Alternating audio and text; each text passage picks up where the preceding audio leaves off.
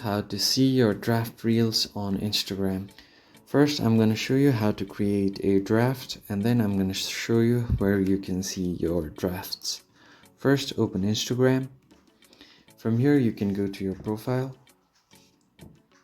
And once you are in your profile, you can tap on this plus icon at the top right here. And you can also tap on the plus icon right here as well. Both of them are the same thing. So if you tap here, you can create a reel from here and tap on the post. Once you have selected the video, what you want to do is, if you go back, tap on next, and here you can see an option to save draft. So once you do this, your draft will be saved.